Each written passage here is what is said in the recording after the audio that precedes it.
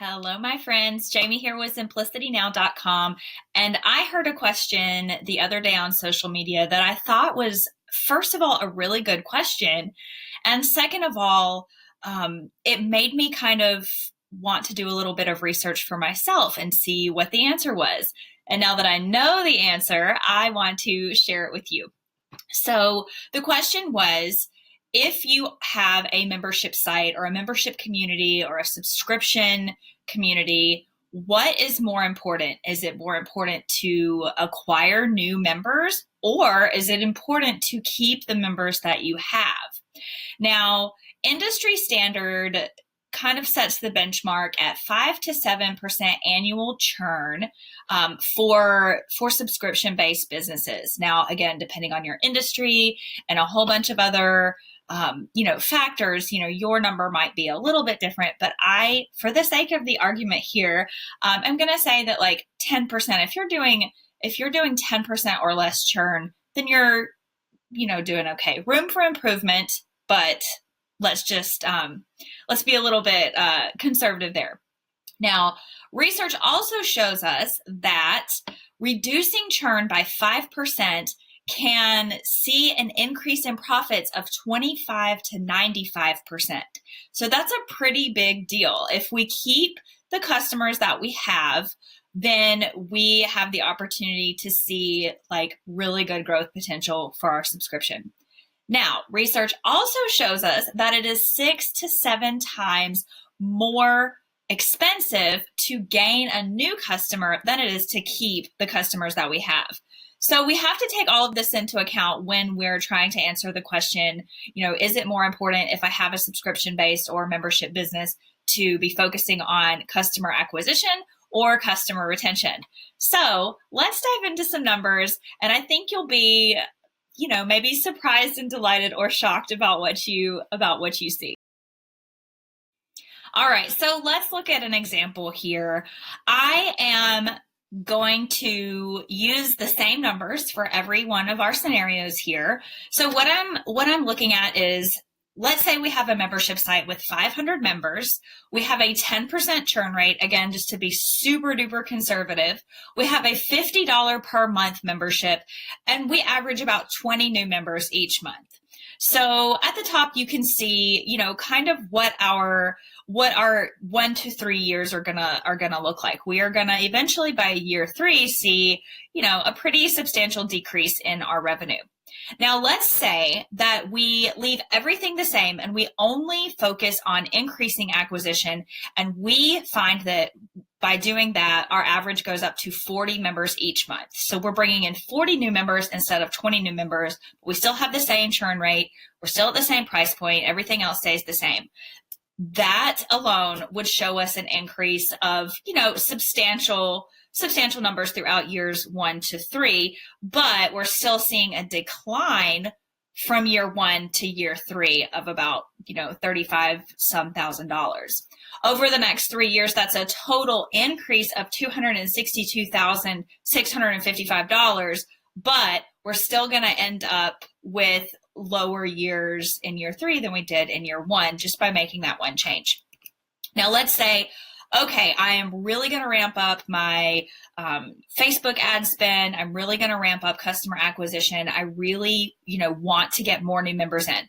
So again, everything else stays the same. We increase acquisition to 60 new members each month. That, as you could probably guess, clearly helps our revenue numbers between years 1 to 3, giving us an increase of, just over $500,000 in revenue over that time frame. So, for comparison, yeah, absolutely. Bringing 60 new members a month in versus 20 and still having that same churn rate will definitely help us increase our revenue over the years. And, that might be something we want to think about. Now, let's look at the other side. Let's say we have 500 new members, our 10% churn rate, $50 a month membership, and we average 20 members per month. Now, let's say that we really focus on member engagement, figuring out ways that we can that we can create better relationships with our members, giving them opportunities and incentives to come back to our membership site and to really engage over there. And all of those efforts give us a churn reduction of 1%. So we're going from 10% to 9%. No change in how many new members we see each month. This is going to give us an increase over 3 years of $42,000 and some odd cents. Right. So we're going to be, we're definitely going to be, at year 1 and year 2 and year 3 higher. We're going to see an increase in revenue, all things considered, over that time, but it's definitely not like astronomical numbers or anything like that. Now let's see what happens when we try to reduce that churn by 1% and we increase the acquisition to 40 members per month.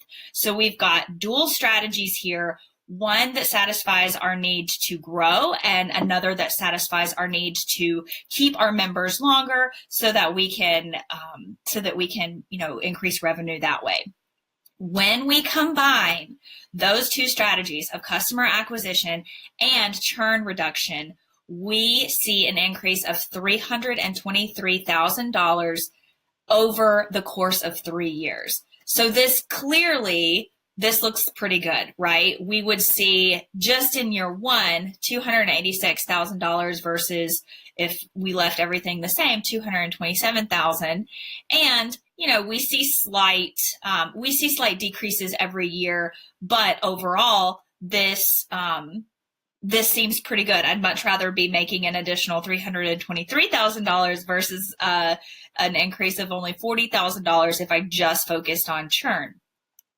Now, let's say we take that one step further and we leave everything the same. We have 500 members to start with, 10% churn rate, $50 a month membership, and we decide that we're gonna put all of our efforts into reducing that churn, creating better experiences for our members, doing all of those things within our membership site for our current members, but we're still going to ramp up Facebook ads or, whatever type of strategy that you want to use in your business. And acquisition goes up from 20 members to 60 members each month. That, my friends, over the next 3 years will give us an increase of $603,000. And clearly from year 1, if we keep that 20 member average going to 60 members, we are seeing like really exponential growth there. So to answer the question, like, which is more important? Do we need to be focusing on bringing new members in, or do we need to be focusing on keeping the members that we have?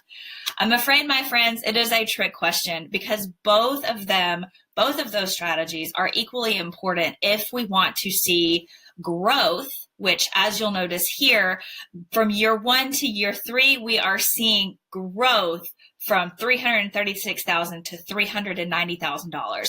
So if you want to keep growing your membership and you want to continue to hit those benchmarks in your business, you must focus on a combined strategy of keeping the members that you have happy and engaged and wanting to, be active and participate, as well as creating new opportunities to increase the number of members that you are seeing join you each month.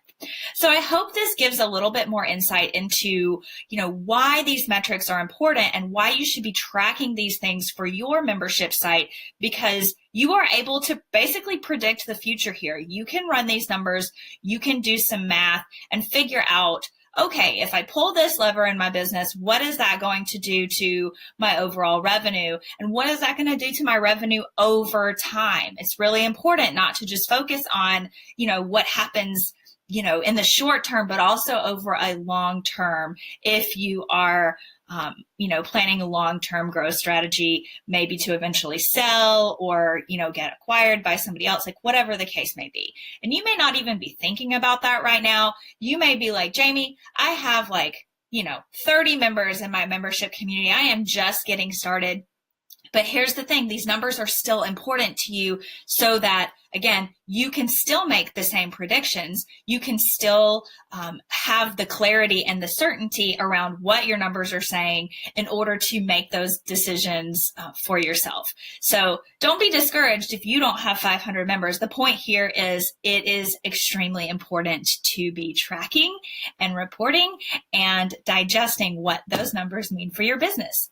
So if you have any questions about this, please don't hesitate to reach out to me. I always love getting, super nerdy and talking about this kind of stuff with you. And I would love to help you create a more sustainable business through marketing, membership, and metrics. That's all for today. We'll talk to you later.